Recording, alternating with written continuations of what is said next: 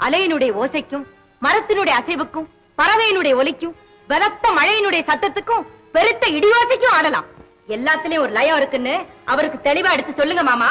மாமா என்ன உங்களுக்கு மாமா தானா? வார்த்தைகளை அளவோட நிதானமா பேச சொல்லுங்க இந்த பொண்ணு.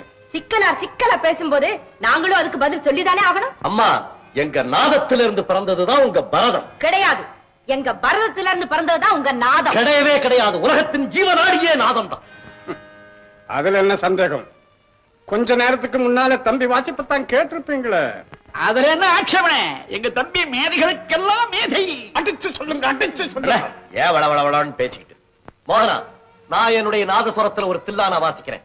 அதுக்கு உன்னால நாட்டியம் ஆட முடியுமா? நானும் என் கால்ல சிலங்கையை கட்டிட்டு ஒரு மேடையில ஆடுறேன். அதுக்கு உங்களால நாதசுரம் வாசிக்க முடியுமா? வாசிட்டா? நான் ஆடிட்டா? நீ ஆடிட்டா அன்னையிலிருந்து நான் நாதசுரத்தையே தொடறதில்லை. நீங்க வாசிட்டா அன்னையிலிருந்து நான் கால்ல சிலங்கையை கட்டுறதில்லை. அப்படியா? அப்படிதான். சந்தோஷம்.